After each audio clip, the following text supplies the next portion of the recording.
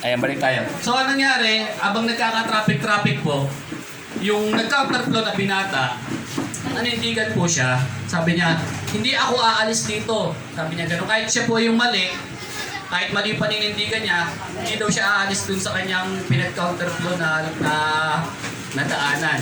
So, kahit na nagkaka-traffic niya, sabi niya, hindi ako aalis dito. Kahit mamatay ako, hindi ako aalis dito. Alam niyo ng traffic, bakit hindi kayo mag-adjust? Ganun yung kanyang paninindigan, maling paninindigan. Sabi niya, kahit banggain niyo ako, hindi ako aalis dito. Ayan, dahil alam niyo ng traffic, bakit hindi kayo mag-adjust? So, ganun yung kanyang paninindigan. Ang nangyari po, dahil meron ding isang barumbado na driver, ang ginawa nga po sa kanya, binangga po siya. So, ayun, siya po ay na-aksidente dahil po sa kanyang maling paninindigan. So, ang ating pong title po ngayon about din sa paninindigan. Ang title po natin is Affirmation, sa Tagalog, paninindigan.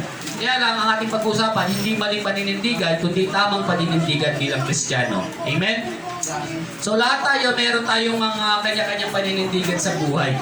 Pero ang tuturo sa atin ng Lord ngayon, yung tamang paninindigan bilang Kristiyano. Yan yung pinakamaganda. Kasi pag meron po tayo ng ganito, tingin po kayo dito sa screen, pag meron tayong affirmation, naniniwala ako na una, paki-screen left. Ito po ang mangyayari po sa atin. Dahil meron tayong affirmation, meron tayong paninindigan sa buhay. Una, ito, number 1, God's favor. Number 2, God's blessing. Number 3, God's protection. So yan po yung pag-uusapan po natin ngayon at ang ganda ng topic na ating pag-uusapan ngayon. Ang ating study text ay kay Daniel. Okay, yan. Daniel chapter 1. Medyo maiksi lang naman yung pag-uusapan po natin. Chapter 1, chapter 2, chapter 3. So maiksi lang po yan. Bali mamayang gabi pa tayo matatapos. Yan. Chapter by chapter po kasi pag-uusapan natin. At sa bawat chapter ng ating pag-uusapan, may maganda tayong matutunan. Amen? Ready na po kayo sa buhay ni Daniel? Ano ang matutunan natin dito? Kilala niyo po si Daniel? Kilala niyo po si Daniel? Sino nakakilala kay Daniel? Taas nga po yung kamay ng nakakilala kay Daniel. Sino nakakilala kay Daniel? Taas po ang kamay ng nakakilala kay Daniel. Sino po ang kanyang mga kaibigan? Maliban sa mga leon. Sino? Abednego. Tsaka si Abednego. Ayun, kilala niya yan. Meron po siyang kaibigan na tatlo. Si Daniel po ang ating bida at ang kanyang kaibigan si Shadrach, Meshach, and Abednego. So pag-usapan natin, tingin po kayo muna dito sa screen, mamaya nyo na pakinggan yung mga nasa tabi ninyo. Bali, bago po itong istorya na ito, ang mga Israelites po ay pinagpala ng Panginoon, ginagabayan, iniingatan. Kaya lang, merong batas ang Diyos sa kanila na bawal talaga, ang number 1 kasing batas ng Diyos, nasa 10 utos din po ito, bawal kang sumamba sa mga Diyos-Diyosan. Huwag kang sasamba sa mga rebulto na gawa ng tao, huwag kang sasamba sa mga imahe na gawa ng tao. So, yan yung number 1, nasa 10 utos po yan. Ayan. Kaya lang, ang mga Israelites po, mga taga-Juda, mga taga-Jerusalem, dahil sa may utos na nga sa kanila ang Diyos, sinuway pa nila. Nandun na yung protection ng Diyos, yung pag-iingat ng Diyos, lagi sila nagtatagumpay sa lahat ng labanan. Kaya lang, may sinuway sila. Yun nga lang yung sumasampa sila sa mga Diyos-Diyosan. At ang nangyari, ang Diyos ay nagpalabas ng isang makapangyarihang hari na si Haring Nebuchadnezzar. Ayan, ng Babylonia. Ang nangyari po, ipinasakop sila. Ito na po yung istorya. Tingin po kayo dito para masundan niyo po yung istorya. Verse 1, nang ikatlong taon ng paghahari ni Haring Jehoiakim sa Juda, ang Jerusalem ay kinubkob ni Nebuchadnezzar na hari ng Babylonia. Next slide. Pinahintulutan ng Panginoon, ayan o, pinahintulutan po ng Panginoon na nabihagin niya si Haring Jehoiakim. Siya po yung hari ng Juda doon. At samsamin ang ilang kasangkapan sa templo. Lahat ng ito ay dinala ni Nebuchadnezzar sa lupain ng Babylonia at inilagay sa kabangyaman ng templo ng kanyang mga Diyos. Next slide. Inutos ng hari kay Aspenas ang pinakamataas na opisyal. Tandaan po natin istorya. Tingin po kayo dito para masundan po ninyo istorya. So, meron pong pinakamataas na opisyal, si Aspenas po. Ayan, ng palasyo na pumili ng ilang Israelita kabilang sa mga angkan ng mga hari at ilan sa angkan ng mga mahardika. Next slide. Ang pipiliin nila ay ang mga kabataan na walang kapansanan, makikisig, matatalino, madaling turuan, may malawak na pangunawa at karapatan. Dapat, ayan, pangunawa at karapat dapat maglingkod sa palasyo. Tuturuan din sila ng wika at panitikan ng mga taga-Babylonia. So sila po ay Israelites. Tandaan po natin, taga-Judea po sila, taga-Juda po sila, ibig sabihin mga Hudyo po sila. Pero tuturuan po sila sa salitang mga Kaldeo or sa mga salita ng Babylonia. Next slide po. Inutos ng hari na sila'y paglaanan ng pagkain at alak araw-araw. So sila po, dahil sila nga po yung mga napili, so sila po ay paglalaanan ng pagkain ng hari. Hindi lang po pagkain, pati daw po ang alak araw-araw. Mula sa kanyang sariling pagkain at alak. 3 taon silang sasanayin bago maglingkod sa hari. 3 years po sila dito na talagang sasanayin, parang yung ginagawa po natin, na bago tayo maglingkod sa Diyos, may pagsasanay tayong gagawin. Hindi lang, kasi ang hari ang pinaglilingkuran natin Diyos na makapangyarihan sa lahat. Kaya hindi dapat basta-basta lang Kaya napaka-importante yung ginagawa po natin SKP, yung Servant Training Program. Amen. Napaka-importante po nun na merong pagsasanay. Kaya nga, mamadali na lang ni Pastor Justin para kahit paano makahabol tayo dun sa mga aralin na gagawin po natin. Opo. Pero ito, 3 years po sila bago sila maglingkod sa hari. Kabilang sa mga napili ay sina Daniel, ito na po yung magkakaibigan. Daniel, Hananias, Misael, at si Azarias na pawang nagmula sa lipi ni Juda. Yan po yung kanilang mga pangalan. Sige, next slide po. Binigyan sila ni Aspenas ng mga bagong pangalan. So si Daniel po ay Beltesazar. Yan, Beltesazar. Ang hirap banggitin, no? Yan po yung, ang original na pangalan ni Daniel ay Daniel. So, pinalit ang Beltesazar sa salitang Kaldeo. Shadrach, si Shadrach naman ay si Hananias. Yan, si Hananias ay si Shadrach. Si Misael ay si Meshach. At si Azarias ay si Abednego. Kaya mas kilala natin sa salitang Kaldeo sila, salitang Babylonia, ay Shadrach, Meshach, and Abednego. Next slide po. Ngunit, ipinasya ni Daniel na hindi niya durungisan ang kanyang sarili sa pamamagitan ng mga pagkain at alak na galing sa hari. Kaya ipinakausap niya kay Aspenas na huwag silang pakainin at painumin ng mga iyon. Isipin niyo po, dahil meron po silang, ang turo kasi ng Biblia sa Old Testament, lalo na sa mga Israelite, bawal talaga sila kumain ng mga karne at yung mga alak na nakalalasing talaga. So yun po yung pinagbabawal sa kanila. At merong paninindigan sila Daniel at yung kanyang mga kaibigan na hindi sila titikim ng alak at nung pagkain na ibinibigay sa kanila nung hari. Ang pagkain kasi ng hari, mga karne talaga masarap, mga lechong baka, lechong baboy, basta lahat ng lechon, mga inasal, ganyan, lahat na, Jollibee, McDo, masasarap na pagkain. Pero dahil nga may paninindigan sila, hindi sila kakain ng ganon. So next slide po. Niloob naman ng Diyos na siya ay kalugdan at pagbigyan ni Aspenas. Si Aspenas po ay pinakamataas na ang tawag dito, siya po yung pinakamataas sa lahat ng mga, kumbaga general siya. Siya yung general ni Haring Nebuchadnezzar. Pero ano ang unang matututunan po natin? Diyan muna tayo sa number 9 yan, verse 9. Ang unang matutunan po natin dito, yung God's favor. Isipin niyo po, si Aspenas, pinakamataas sa lahat ng opisyal. Siya po ay general. Pero kinalugdan siya ng Panginoon or niloob ng Diyos na sila po ay pagbigyan ni Aspenas. Imagine niyo po, sila po ay alipin. Sila Daniel, si Shadrach, Meshach at Abednego, alipin po sila kasi nga galing sila sa Jerusalem, galing sila sa Juda, sila po ay nasakop at naging alipin po dito ng mga Babylonia. Pero imagine niyo po, dahil meron po silang paninindigan na sila ay Christian, sila ay may takot sa Diyos, susunod sa Panginoon, hindi kakain ng pinagbabawal ng Panginoon.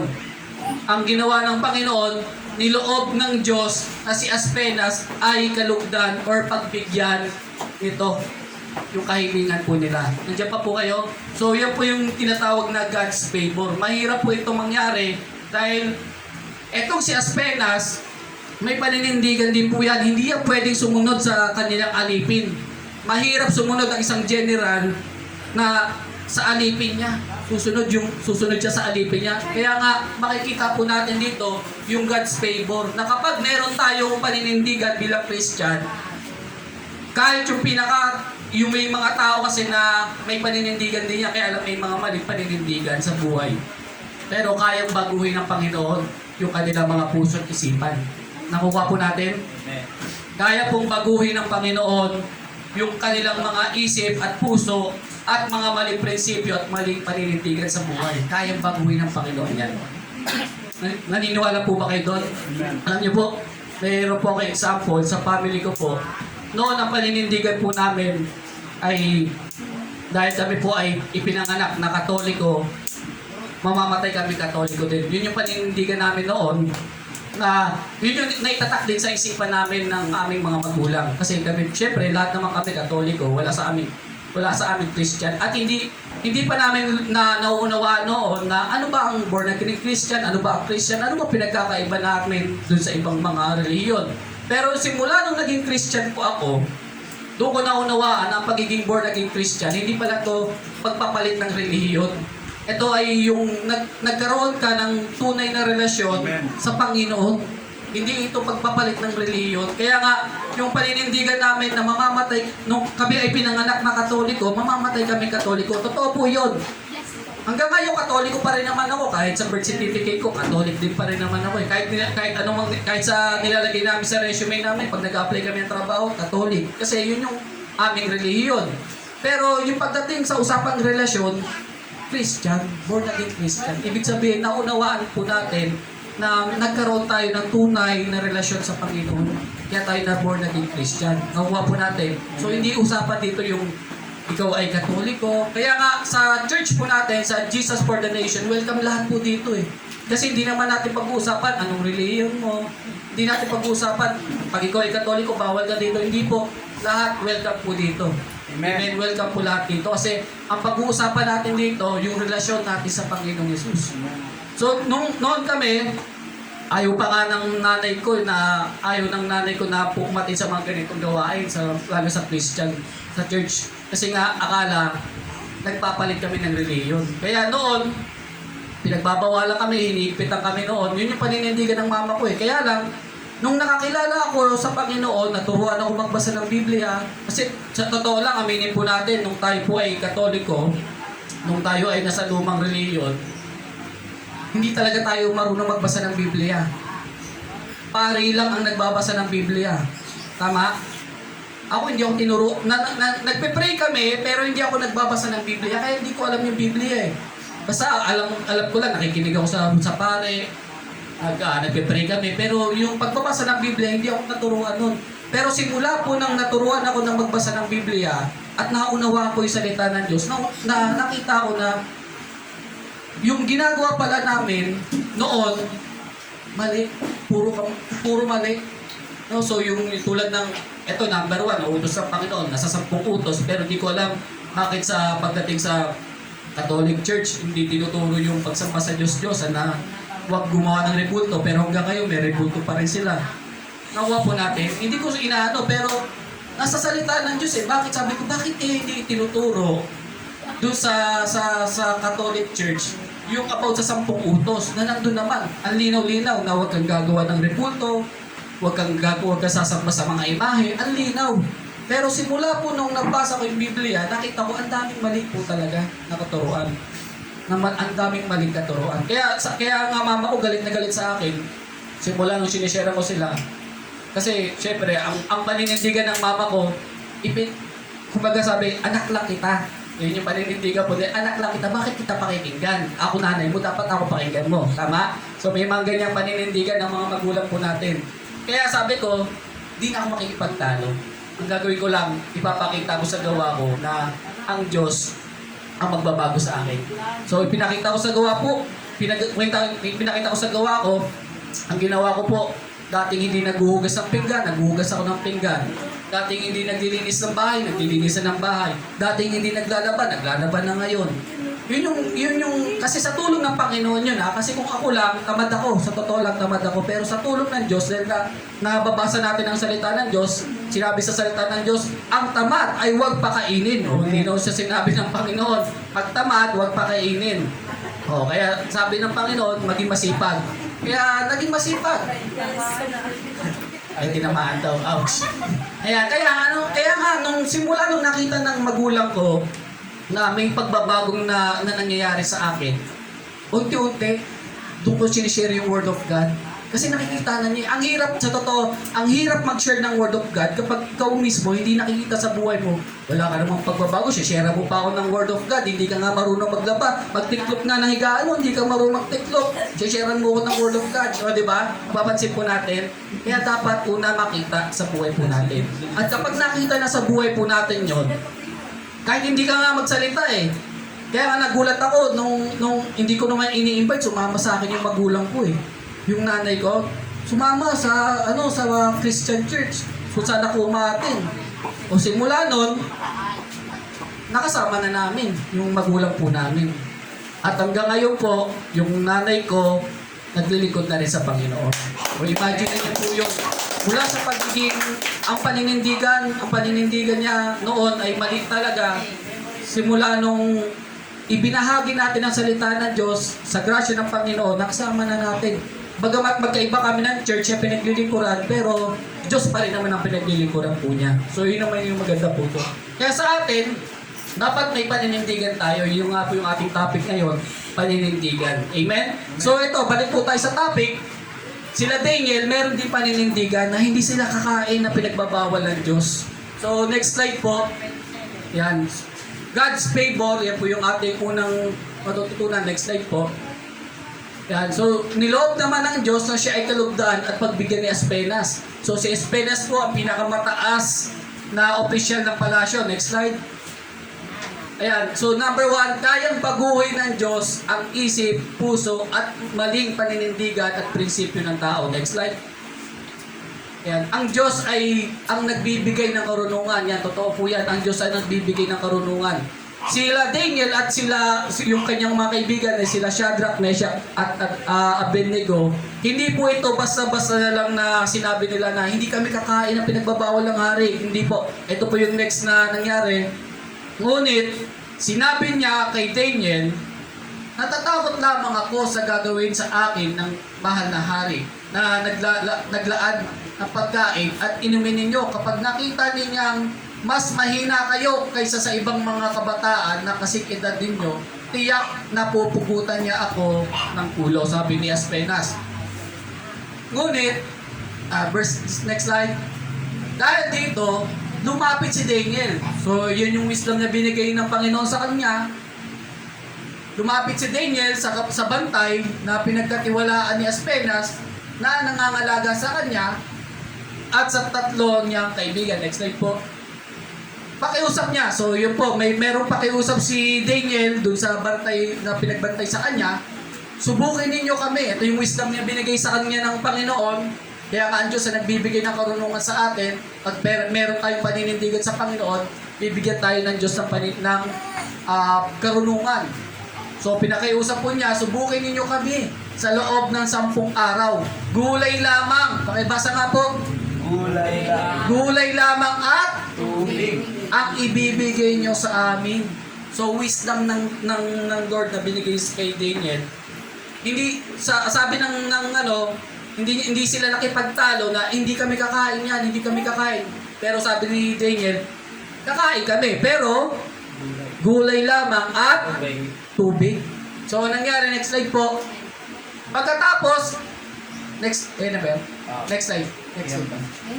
Ayan, pagkatapos, ihambing ninyo kami sa mga next slide. Ayan, sinubok na sila sa loob ng 10 araw. So, sinubok na po sila at pagkalipas ng 10 araw, nakitang mas malulusog at malalakas sila kaysa mga kasing edad nilang pinakakain ng pagkain galing sa hari. Imagine niyo po, Ang sasarap ng pagkain ng hari, karne, so may alak pa. Pero dahil pinakain lang sila ng gulay at tubig lamang, wala pang ang rice. Gulay lang at pasting pa ka, parang pasting lang. Pero ano nangyari? Vegetarian. Sila po ay mas mas malulusog, Malalakas. malalakas. Imagine niyo po 'yon. Kaya pala pinagbabawal din ng Panginoon yung karne kasi nga nakakabawas talaga ng buhay ng tao. Totoo po 'yan. 10 araw kayong kumain ng puro karne lang, maninigas na kayo dyan. Talaga atake po tayo sa puso. Pero nung 10 araw sila, gulay at tubig lang, ano nangyari? Malakas at malusog. Amen? Kaya sabihin mo sa katabi mo, kain din ng gulay. Sabi mo, ang gulay, pampahaba ng buhay. Kaya, ang gulay, pampahaba ng buhay. Kaya nasa Biblia rin no? Lahat talaga nasa Biblia rin. Kasi pag totoo yan, pag tayo karne ng karne, buong sabi natin isang buwan, puro karne, sigurado, puro sakit din. Pero gulay, totoo yan, pag kumain ng gulay, malalakas, malulusog, totoo po yan. Amen. Biblia na rin ang nangyari. Kaya nung iniambing sila, mas malalakas sila at malulusog. Kaya sa mga may nanay po dito, na may mga anak na ayaw sa gulay, hingi ka ng wisdom sa Lord. Amen. Lord, paano ko ba pakakainin ng gulay? Gawin niyo po, ang daming sa YouTube. Note kayo sa YouTube. Yung mga gulay, ginagawa po nila, minimix nila sa ibang mga Halimbawa, yung gulay. Ako, mahilig ko mag-invento ng mga luto-luto eh. Yung ang ginawa po namin, yung kalabasa. Imbis na kalabasa lang, ginagyan namin. Alam mo yung veggie ball, veggies ball? Yun. Pag kinain mo, parang di mo matitinig, kalabasa pala to. Ay, gulay pala to. Nakuha po nino. Kasi may para siyang karne, pero gulay pala. So, hihingi kayo ng wisdom sa Lord na paano ko pakakainin ng gulay yung aking mga anak. So, hingi po tayo ng wisdom sa Lord. Kasi ang Lord nagbibigay man ng wisdom. Kaya nga ito, wisdom from God, gulay at tubig lang, pero sila pa yung naging mas malulusog at malalakas. Amen? So, next slide po. Meron pa ba? Ayan. Kaya gulay at tubig na lang ang ibinigay sa kanila sa halip na pagkain at inumin galing sa hari. So, kinalugdan ng Panginoon eh. So, next slide po. Binigyan ng Diyos ang 4 ng kabataan ng kaalaman. So, yun yung sinasabi ko, kapag tayo ay may paninindigan sa Panginoon, bibigyan tayo ng Diyos ng kaalaman at kakayahan sa politikan at agham. Bukod dito, binigyan pa si Daniel. So may bonus pa, hindi lang wisdom, hindi lang knowledge, hindi lang understanding. Binigyan pa si Daniel ng bonus, kakayahang umunawa at magpaliwanag ng lahat ng uri ng pangitain at panaginip. Parang Joseph the Dreamer. Kung kilala niyo si Joseph the Dreamer, siya po yung nagpapaliwanag ng mga panaginip. So binigyan pa siya ng wisdom. Ay, hindi lang wisdom, kundi yung kakayahan magpaliwanag ng panaginip. Pagkaraan ng 3 taon, so ito na, 3 taon na lumipas, na itinakda ng hari sa pagsasanay sa kanila, ang lahat ng kabataang pinili ni Aspenas ay iniharap niya kay Haring Nebukadnezar. Next slide po. Kinausap sila ng hari at nakita niyang walang kapantay. Tingin po kayo dito, walang kapantay. Sina Daniel, Hananias, Misael at Azarias. Kaya naging lingkod sila ng hari. Sipin niyo po yun. Nung ang dami po nila ang dami napili. Pero nung iniharap na sila sa hari, sila Daniel lang ang pasado. Daniel, si Shadrach, Meshach at Abednego. Yung 4 lang ang napili talaga para maglingkod sa hari. Ang laking opportunity nito na ikaw ay maglilingkod sa hari. Imagine niyo po, sa Pilipinas, ang laking oportunidad kapag ikaw ay isa ka sa naging malapit sa presidente. Imagine niyo po, ikaw ay laging kasama ni President Marcos. Imagine niyo po yung yung oportunidad na yon. Kaya nga, nung sila ay napili, iniangat pa sila ng Panginoon. Mula sa pagiging alipin, sila po ay ang pinakamataas na. Although alipin pa rin sila dito, pero sila na yung pinakamataas sa lahat. So nandun yung blessing ng Lord. kapag may paninindigan tayo sa Panginoon, so number 2, ito na po yung pag-usapan natin, next slide po. Ayan, God's blessing. Amen. So pag tayo ay may paninindigan sa Lord, paninindigan bilang Kristiyano, so number 1, yung God's favor. Pangalawa, God's blessing. So punta po tayo sa Daniel chapter 2 na po tayo. Ito na po yung sumunod na nangyari. Noong ikalawang taon ng paghahari ni Nebuchadnezzar, siya ay po ay nagkaroon ng masamang panaginip. Kaya siya ay nabagabag at hindi makatulog. Next slide po. Dahil dito, ipinatawag niya ang lahat ng salamangkero, encantador, so tinawag na pati yung Kentaja. Hindi na sila, Umihan. sila ay mahihan. Yan, so, pati mangkukulam, tinatawag na rin mangkukulam. So, sila po yung mga, sila yung mga nanguhula. Mga manghuhula po ito. At astrologo, ayan upang ipaliwanag ang kanyang panaginip. So, next slide, number 3.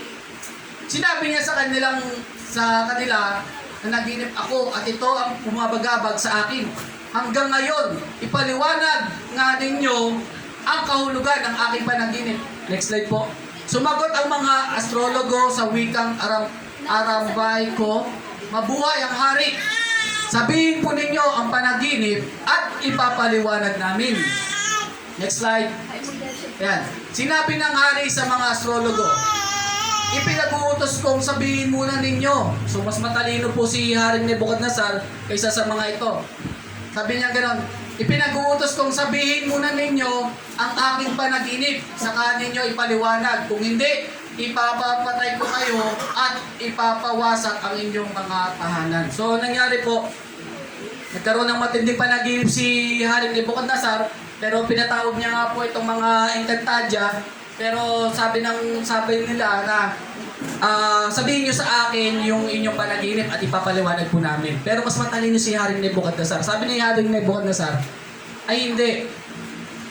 Alamin nyo yung panaginip ko tapos ipaliwanag sa akin. Kasi madali po talagang totoo, madali talaga. Halimbawa, si Kuya Raymond may panaginip. So, pag sinabi sa akin yung panaginip niya, madali kong i-interpret. Kaya lang, mali. Nakuha po natin. Kaya nga si Haring Nebuchadnezzar, matalino sabi niya, hindi ko sasabihin yung panaginip ko, hulaan yung panaginip ko, tapos ipaliwanag nyo. Nakuha po ninyo, ganun katalino si Nebuchadnezzar. Kaya, ang nangyari, yan, kapag nasabi naman ninyo at naipaliwanag ang aking panaginip, gagantimpalaan at pararangalan ko kayo. Kaya sabihin na ninyo at ipaliwanag sa akin ang aking panaginip. So, ang nangyari po, dahil hindi nga nila maipaliwanag yung panaginip ni King Nebuchadnezzar, so lahat po sila ay papatayin. At hindi lang sila, pati yung kanilang tahanan at pamilya papatayin din ni Haring Nebuchadnezzar. So, ang nangyari, damay sila Daniel at yung apat na magkakaibigan. Kasama po sila dun sa utos ng hari na ipapapatay. No, sunod, next slide. Muli silang sumagot, mahal na hari, sabihin po ninyo ang panaginip at ipapaliwanag namin. Next slide po. Sinabi naman ng hari, alam ko pinabalang ng ninyo ang oras dahil sa sinasabi ko sa inyo. Next slide po. Naiisa ang hatol ninyo kapag hindi ninyo nasabi at naipaliwanag sa akin ang aking panaginip. Nagkakaisa kayong magsinungaling sa akin sa pag-akalang mababago pa ang aking isip sa paglipas ng oras. Sabihin na ninyo ang aking panaginip at saka ako maniniwala, maipapaliwanag na ninyo. Yun. Next slide. Dahil dito, yan, nagpunta po, ito wisdom na naman to ng Lord kay Daniel. Nagpunta sa hari, si Daniel, at nakiusap na bigyan pa siya ng panahon na at ipapaliwanag niya ang panaginip nito. So, dahil nga sila Daniel at yung apat na magkakaibigan may paninindigan bilang Kristiyano, so wisdom na naman, binigyan siya ng wisdom ng Lord. So, lumapit siya sa hari, bigyan niyo ako ng konting panahon. So, kasi yung mga encantador, yung mga encantadia, so, pabara-bara lang no? Yung walang wisdom na nanggagaling sa Diyos talaga. So, ito, sabi, bigyan niyo ako ng konting panahon at ipapaliwanag ko. So matapos payagan, umuwi si Daniel at sinabi niya kina Hananias, Misael, Azarias ang pangyayari. Next slide. Ayan. Hiniling niya sama-sama silang manalangin sa Diyos ng kalangitan tungkol sa sa hiwagang tungkol sa hiwagang so pero mga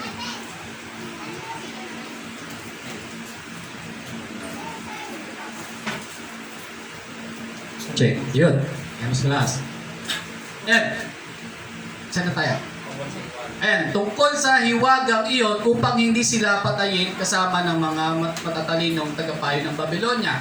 So next slide. Nang gabing iyon, sa pamamagitan ng pangitain, ay inihayag ng Diyos kay Daniel ang nasabing hiwaga, kaya pinuri niya ang Diyos ng kalangitan. So ito na po, ibinigay na ng Diyos. So nanalangin po yung magkakaibigan at kinalugdan sila ng Panginoon at ipinahayag ng Diyos kay Daniel kung ano yung mangyayari doon kay Haring Nebukadnezar. Next slide.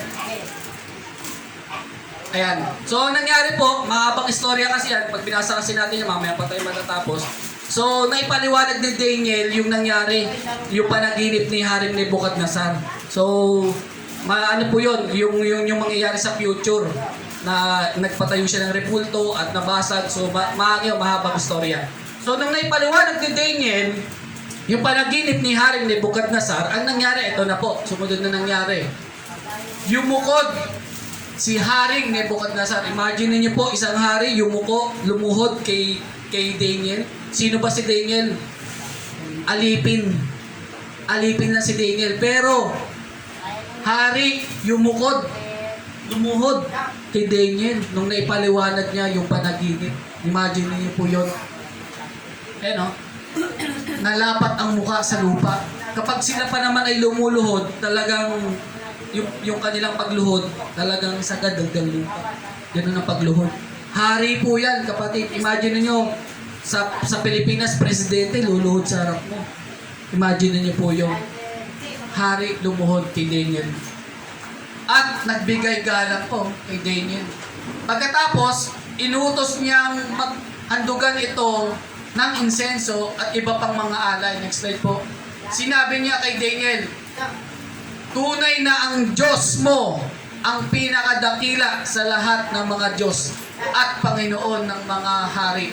Siya ang tagapagpahayag ng mga hiwagang kaya naipahayag mo ang hiwagang ito. Imagine niyo po, si Nebukadnezar, isa siyang pagano na hindi kumikilala sa Diyos at marami siyang mga Diyos-Diyosan po dito. Marami siyang sinasambang mga Diyos. Pero dahil naipahayag ni Daniel yung mahiwagang panaginip talaga ni Haring Nebukadnezar, anong nasabi ni King Nebukadnezar? Tunay na ang Diyos mo ang pinakamakapangyarihan sa lahat. Ang Diyos mo ang tunay na Diyos. Amen? Imagine niyo po yun, isang hari makakakilala sa Panginoon. Kaya nga walang imposible sa Panginoon eh. Pwede tayong gamitin ng Panginoon. Sabi mo sa katabi mo, pwede ka palang gamitin ng Lord. Alam niyo kung mayroon tayong mga magulang, kapatid, kamag-anak na antitigas sa puso, yung mga walang takot sa Diyos, hindi kumikilala sa Diyos, kaya kang gamitin ng Panginoon. Kaya kang gamitin ng Panginoon. Diyos ang gagawa ng himala sa buhay mo. Diyos ang gagawa ng himala sa buhay mo. Kahit may mga kaibigan tayo na ayaw kumilala sa Panginoon, pag ikaw ang ginamit ng Lord, hindi naman titingnan ng Lord yung galing mo eh. Ang Diyos ang nagbibigay ng kagalingan eh. Ang Diyos ang nagbibigay ng karunungan. Ang Diyos ang nagbibigay ng mga miracle. Imagine niyo po yun, isang hari lumuhod kay Daniel at nakakilala pa sa Panginoon. Si Daniel pa ang ginamit ng Panginoon para si King Nebukadnezar makakilala sa tunay na Diyos. Bagamat hindi pa talaga lubusan, pero nakita niya eh, na ang Diyos ni Daniel, tunay na Diyos. Amen? Kaya ang sinasamba natin na Diyos, tunay na Diyos. Tingin po kayo dito, ang sinasamba natin at pinagdilingkuran natin na Diyos, tunay na Diyos. Yung Diyos ni Daniel, Diyos din natin ang sinasamba natin. Yan yun din yung Diyos na sinasamba natin. Yung Diyos ni Daniel na gumagawa ng himala. Amen? Kaya, ang Lord, isipin nyo, sunod na nangyari, verse 48, pinarangalan ng hari si Daniel at binigyan ng napakaraming handog. Siya ang ginawa nitong tagapamahala sa buong lalawigan ng Babylonia. at pinuno ng lahat ng mga tagapayo ng Babylonia. God's blessing. Imagine niyo po, dahil meron siyang paninindigan sa Panginoon, pinagpala siya ng Panginoon mula sa pagiging alipin. Sino na po siya ngayon? Siya na ang tagapamahala sa buong lalawigan ng Babylonia. Itinaas siya ng Panginoon. Tingin po kayo dito, itinaas siya ng Panginoon. Binila siya ng Panginoon mula sa pagiging alipin lang. Siya na po ang tagapamahala sa lahat ng lalawigan ng Babylonia. God's blessing.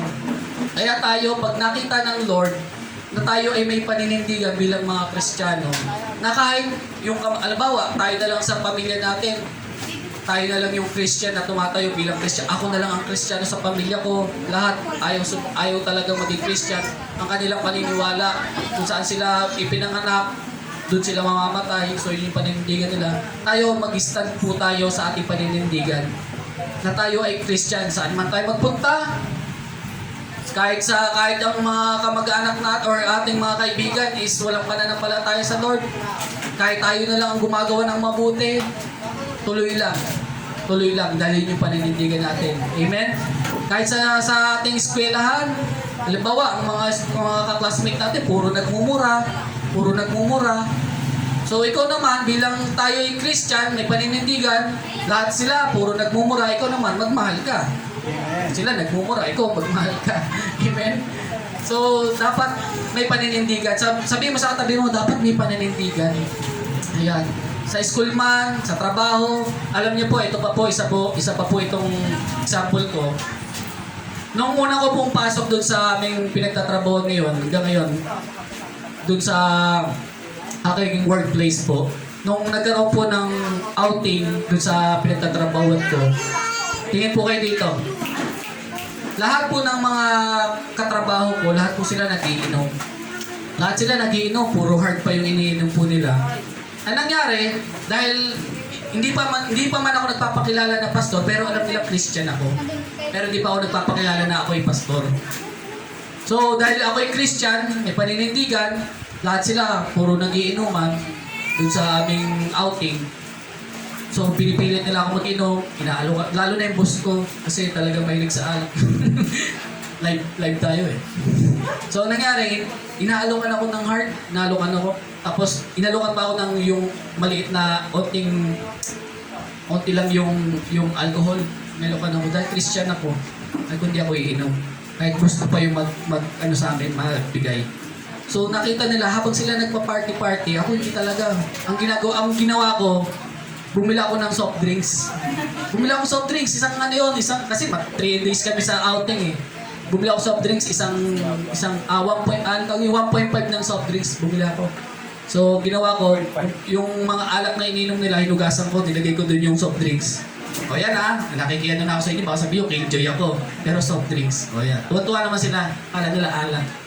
So, yun yung wisdom na binigay sa akin ng Lord para hindi lang sabihin nila na killjoy ako. So, inom kami, inom. So, sila lasing na ako. Oh, parang lakas mo ah. Siyempre. Malakas mo mag-inom eh. So, yun yung wisdom na binigay sa akin ng Lord. At simula nun, nagkaroon naman ng Christmas party, doon ako nag-share ng Word of God. Kahit Christmas party na alam ko, pagkatapos na pag-share ko ng Word of God, inuman na naman sila. Sabi ko, bahala na kayo, basta may share ko yung Word of God.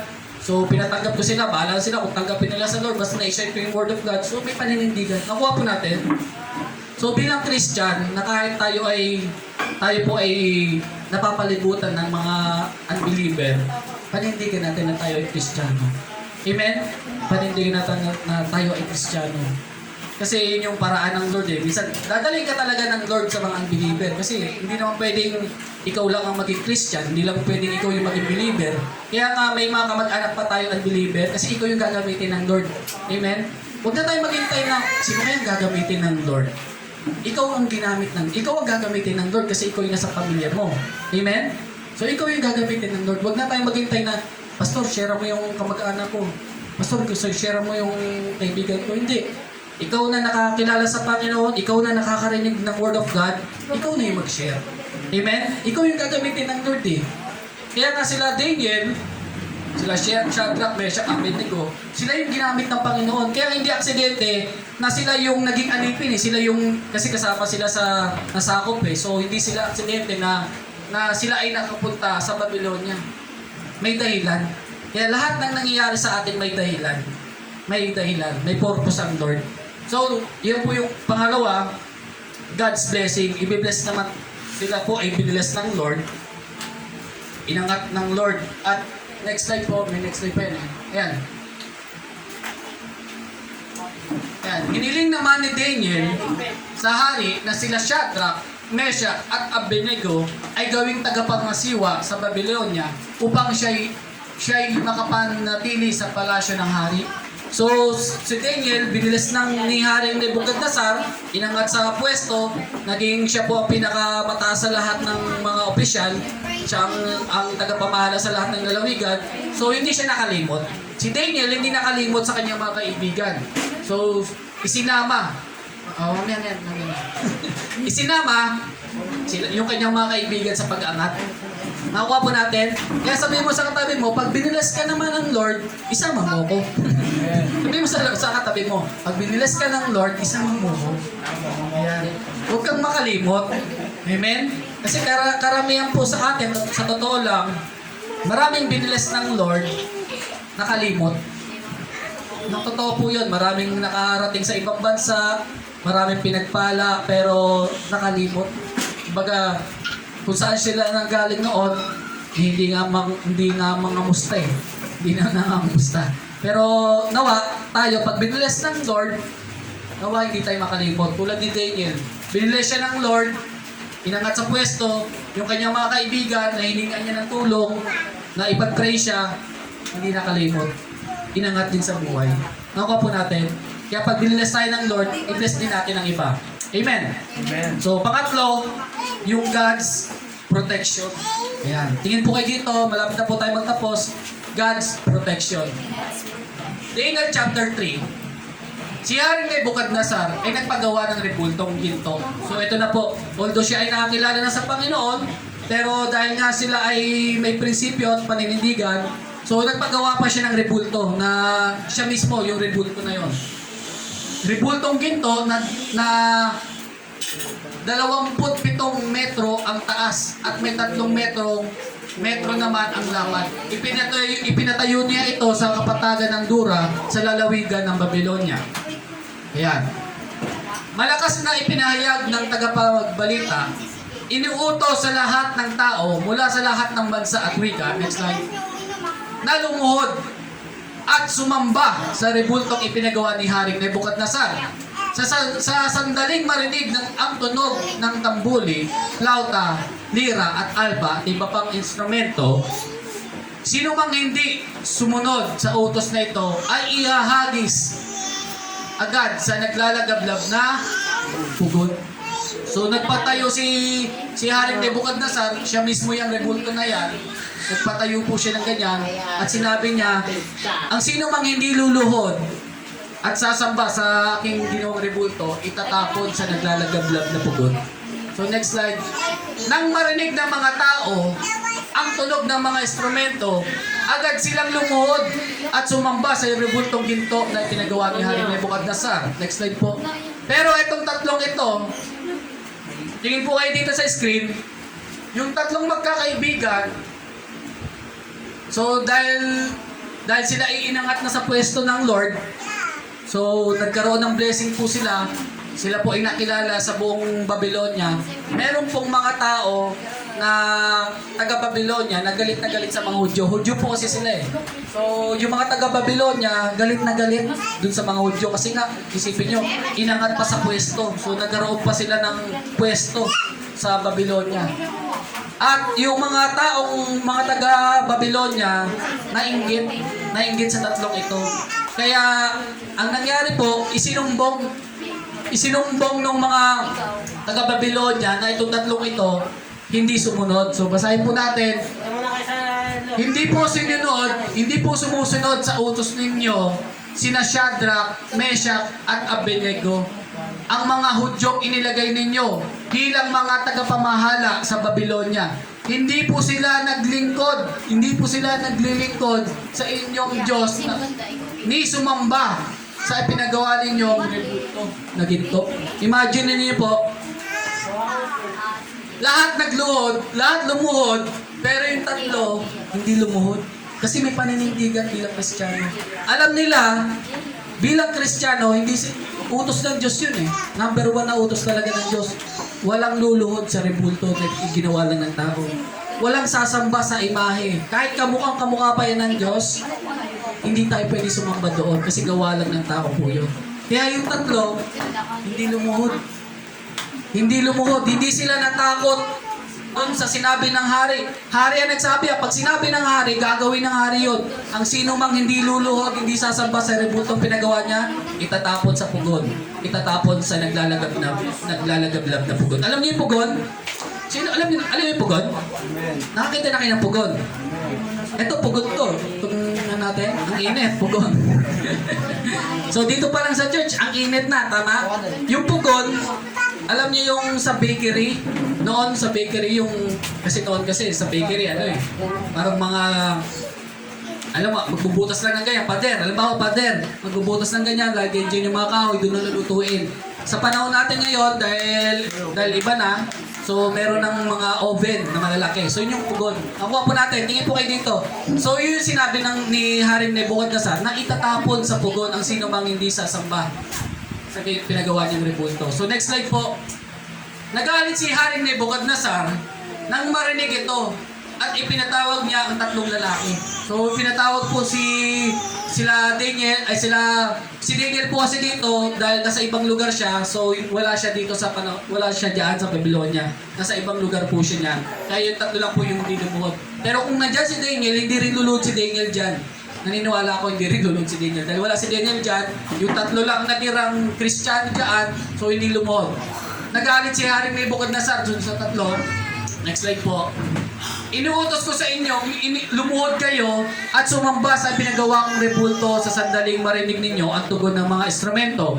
Kung hindi, ipahahagis ko kayo sa naglalagablab na pugod. Sa palagay ba ninyo may Diyos na makakapagligtas sa inyo mula sa aking kapangyarihan? Yung sinabi ni Haring Nebuchadnezzar. Next slide po. Sinabi ni Shadrach, ito, wisdom na naman ng Lord kay Shadrach, Meshach at Abednego. Mahal na Haring Nebuchadnezzar, so may paggalang. Mahal na Haring Nebuchadnezzar, wala po kaming masasabi sa inyong tungkol sa bagay na ito. Next slide po. Gawin ninyo kung iyan po ang gusto ninyo. Ang Diyos na aming pinaglilingkuran, ang magliligtas sa amin sa naglalagablab na pugod at mula sa inyong kapangyarihan. So yun yung paninindigan nila. Sabi nila ng ganon. So next slide po. Kung hindi man niya kami iligtas, imagine niyo po kahit hindi po kami iligtas ng aming Diyos, hindi pa rin kami maglilingkod sa inyong mga Diyos na sinasamba nisasamba sa rebultong ginto na pinagawa ninyo. Imagine niyo po, paninindigan ng tatlong ito, hindi natakot doon sa parusa na igagawad sa kanila. Sabi niya ganon, hindi po kami sasamba, mahal na hari, sa Diyos na pinagawa ninyo. Niluluhod. Sabi pa nga ng gano'n ng tatlo, kahit nga po hindi kami iligtas ng aming Diyos na pinaglilingkuran, hindi pa rin kami luluhod. Paninindigan. Nakuha po natin, paninindigan po nila yan. Anong sumunod nangyari? Next slide. Namula ang mukha ni Haring Nebuchadnezzar sa tindi ng galit. Kaya, kina Shadrach, Meshach at Abednego, kaya inutos niyang painitin pa ng 7 ulit ang pugon. Imagine niyo po yun. Mainit na yung pugon, pinainit pa lalo. Nakuha po natin, kumbaga sa open, siya na yung pinakamataas na, yun na yun. Ramdam niyo yung init ngayon? Higit pa yan. So pinainit. Inutusan din niya ang ilan sa mga pinakamalakas. Pinakamalakas po ito, talaga siguro mga gymmer to, malalakas to eh. Pinakamalakas niya ang kawal na gapusin sina Shadrach, Meshach, Abednego at ihagis sa naglalagablab na pugon. Next slide po. Ginapos nga sila nang hindi na inalis ang damit, ang panloob at panlabas, turbante at iba pang mga nakasuot sa kanila at inihagis sila sa naglalagablab na apoy. Next slide po. Dahil sa may pit ang utos ng hari na patindihin ang init na pugon, lumabas ang apoy kaya nasunog at namatay ang mga kawan. Ay, imagine po, sa sobrang init, Parang dito, halimbawa, ito na yung pugon natin. Halimbawa, pugon po ito. So, mainit na. Dahil sa sobrang init, lumalabas na yung apoy. Sa sobrang init. Kaya yung nangyari, yung nagdala doon kila Shadrach, Meshach at Abednego, ayun o, sabi o, at namatay ang mga kawal na nagdala kina Shadrach, Meshach at Abednego. Sa sobrang init, ginapos eh. So, lahat sila. Siguro sila Shadrach, Meshach at Abednego medyo pumapalag dahil dinala doon sa pugon, pati yung kawal na damay, nasunog, namatay. Nakuha po natin, andyan pa po kayo. So tingin po kayo sunod din nangyari. Samantala, nakagapos pa rin na bumagsak sa naglalagablab na po apoy ang tatlong kabataan. So sila Shadrach, Meshach, Abednego, nakatali po sila nito, walang palag po ito. So lahat sila nagbagsakan doon sa pugon. Ang sunod din nangyari, next slide po. So ito yung tatlo. Nagtaka at biglang napatindig si Haring Nebukadnezar at itinanong sa kanyang mga tagapayo, hindi ba tatlo lamang ang iniagos sa apoy? So di ba tatlo lang? Yung ibang mga kawal nasunog na. Pero sabi ni Haring Nebukadnezar, bakit apat ang nakikita kong walang gapos? Walang gapos. Di ba yung tatlo nakagapos? Pero sabi niya, bakit apat ang nakikita kong walang gapos at naglalakad sa gitna ng apoy? Naglalakad, imagine yung nagdala sa kanila ng mga kawal, nasunog, namatay, ito, naglalakad-lakad pa. Parang nagpa-party-party pa sa apoy. Party-party pa sila. Sabi pang ganun, oh, naglalakad sa gitna ng apoy nang hindi nasusunog. Ang bira, hindi nasusunog. At ang tingin ko sa ikaapat ay parang anak ng Diyos. Alam niyo, napakapalad po ni Haring Nebukadnezar. Alam niyo po yung nakita po niya, si Jesus po yan. Si Jesus po. Kaya nga, sa Old Testament, si Jesus, nag-exist na. Hindi pa man mukhaan, kasi pag nakita mo ang Diyos talaga ng mukha, mamamatay ka eh. Pero pag si Jesus ang nakita mo, hindi ka mamamatay. Kaya nga diba sa New Testament, nagpakita na ang Diyos. Wala namang namatay doon. Tama, nakita nila literal, yung mga disciple, nakita si Jesus, hindi namatay. Pero pag nakita mo kasi ang Diyos Ama, doon mamamatay ka talaga. Dahil banal ang Diyos talaga. Pero sa Old Testament, si Jesus nag-exist na. Hindi pa man talagang bulgaran, kasi sa New Testament pa lang siya magpapakilala at talagang magpapakita. Sa Old Testament, parang anino pa lang. Kaya alam niyo yung istorya ni Moses, nung sinabi niya, Lord, gusto ko kayo makita. Pero sabi ng Lord, hindi mo ako pwedeng makita kasi mamamatay ka. Pero dadaan ako sa harap mo, nakatalikod nga lang. So dumaan si Jesus sa harap ni Moses. Yun yung nakikita po natin na si Jesus nag-exist na sa panahon ng Old Testament. Nakuha po natin. So kaya nung nangyari, si King Nebukadnezar, nakita niya, imagine niyo, isa sa pinakamapalad na tao sa Old Testament na nakita niya ang anak ng Diyos. Marami sa Old Testament, puro prophecy kasi sa Old Testament na makita na isisilang ang anak ng Diyos. So sa Old Testament, ang daming gustong makita ang anak ng Diyos na isilang. Pero alam niyo, isa sa napakapalad si Haring Nebukadnezar. Nakita niya ang anak ng Diyos. Next slide po. So nangyari po, ito na po. Lumapit si Haring Nebukadnezar sa may bunganga ng pugon. Sinabi niya, lumabas kayo riyan at halika kayo rito, Shadrach, Meshach at Abednego, mga lingkod ng katas-taasang Diyos. Lumabas nga silang tatlo mula sa pugon. So lumabas po sila. Tingin po kayo dito sa screen, lumabas po sila na parang walang nangyari. Lumabas po sila para silang nagmo-model pa niyan. Parang yan, oh, nakita niyo, wala akong dunges. Nakita niyo po yun? Next slide. At lumapit sa kanila ang lahat ng mga pinuno ng kaharian. Tinignan silang mabuti ng mga ito. Ngunit, wala man lamang nakitang bakas ng apoy sa katawan ng tatlo. Hindi nasunog ni bahagya man ang kanilang buhok at ang kanilang kasuotan. Hindi rin sila nag-amoy usok. O imagine niyo po, kalabitin mo yung katabi mo. Sabi mo, amoy usok ka na. Amoy araw ka na. Diba dito, pag tayo lumabas dyan, mga amoy araw tayo, tama? Pero ito po, nag-swimming sa apoy, hindi na amoy usok. Hindi na amoy usok, hindi na amoy apoy. Imagine niyo po, hindi nasunog kahit buhok. Nakaranas na kayo na masunog yung buhok ninyo. Pag nasunog yung buhok nyo, di ba, yung ito, bigla nasunog. Nakamoy na kayo nun? Di ba mabaho? Ito, hindi na ngamoy. Yung buhok na nasunog, wala. Di ko alam, baka kalbo sila. May buhok, kahit nga siguro may mga buhok naman tungan natin, hindi na ngamoy yung buhok, nangamoy usok. Kaya imagine niyo po, God's protection. Amen? Kapag may paninindigan tayo, poproteksyonan tayo ng Panginoon sa lahat ng mga suliranin sa ating buhay na pwedeng aksidente, proteksyon ng Diyos ang mamuna sa atin. Amen? Amen? Amen. Kaya masarap na may paninindigan sa Panginoon. Hindi sila natakot eh.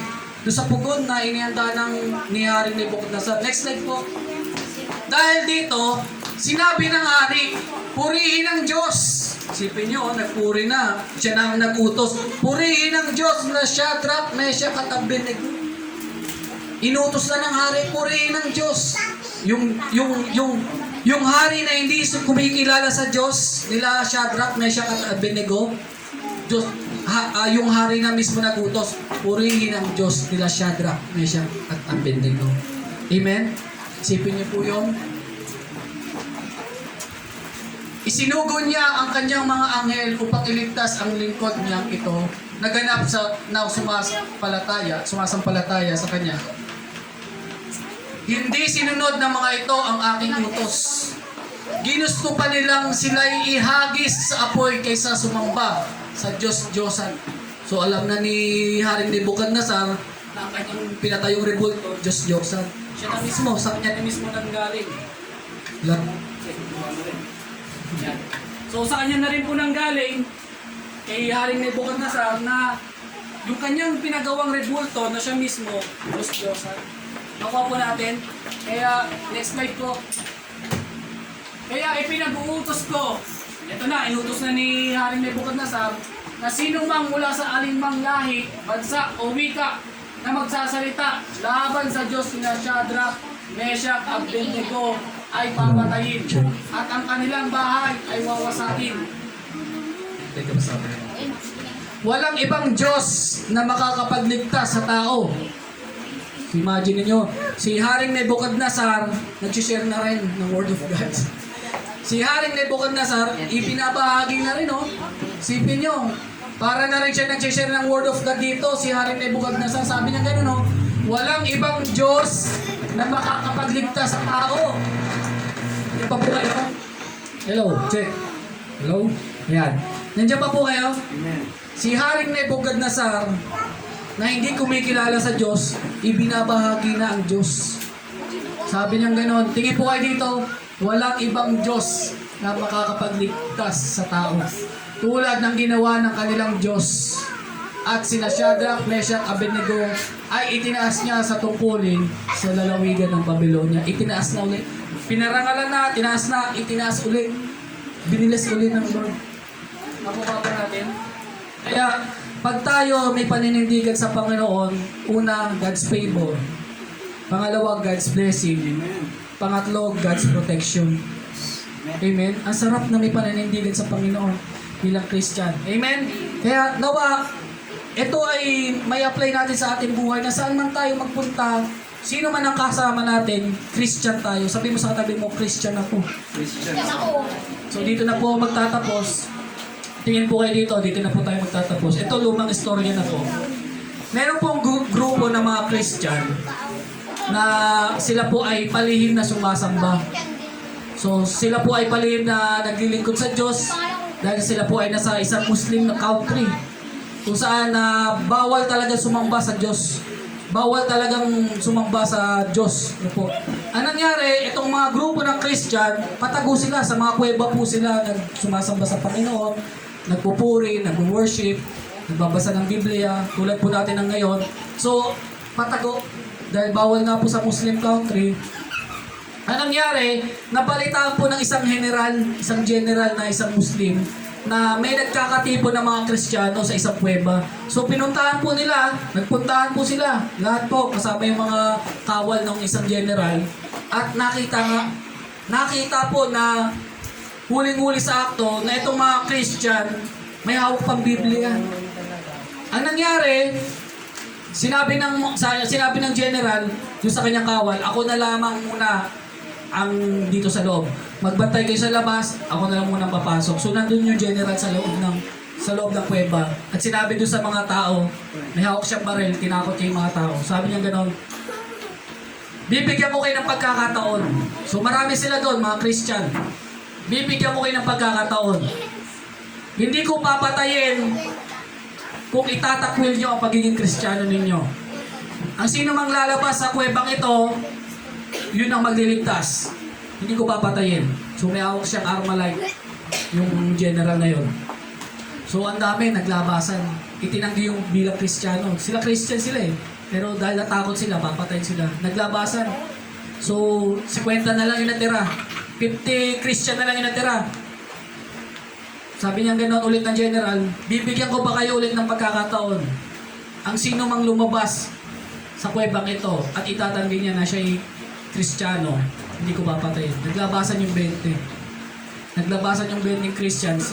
So, 30 na lang yung natira. So, nagkasana ng Armalite yung general. Nagkasana ng Armalite. Tapos sinutukan na po yung mga Christian na natira, yung 30 Christian. Sabi niya gano'n, isa pang pagkakataon, last na to. Ang sino mang lalabas sa kuwebang ito, hindi ko papatayin. Naglabasan po yung 20. 10 na lang yung natira. Sabi niya gano'n, huling-huli na lang. Huling-huli na lang. So, nagpapatok na siya ng baril. So, natakot yung 10. Pero hindi lumabas yung 10 na Christian. Hindi lumabas. Ang ginawa ng 10 Christian, lumuhod. Nagpuri sa Panginoon. Nagpuri pa rin sa Panginoon kahit mamamatay na sila. Pero alam, sabi ng general, kayong 10, ang tunay na Kristiyano, ang hindi lumabas, na kahit kamatayan na, hindi nyo itinakwil ang pagiging Christian. Nanindigan kayo bilang Kristiyano. Kayo ang tunay na Kristiyano. Alam niyo po yung general, Christian din pala. Christian din po pala yung general. So doon niya nakita, ito ang tunay na Kristiyano, yung 10. Yung mga lumabas, walang paninindigan bilang Kristiyano. Sila yung mga peke. Nakuha po natin. Kaya bilang Christian, dapat may paninindigan. Buhay at kamatayan, may paninindigan bilang Christian. Amen? Tayo po ay tumayong lahat. Tayo po ay mananalangin at magpupuri uli sa Panginoon. Nawa ay ma-apply natin sa ating buhay yung mga natutunan po natin ngayon na nawa magkaroon tayo ng paninindigan bilang Christian. Amen? Sige po, tayo po ay aawit muna sa Panginoon bago po tayo mag-closing prayer at benediction prayer. Meron din po pala tayo ngayong reunion. Reunion. Diretso ng bao. Awit po tayo.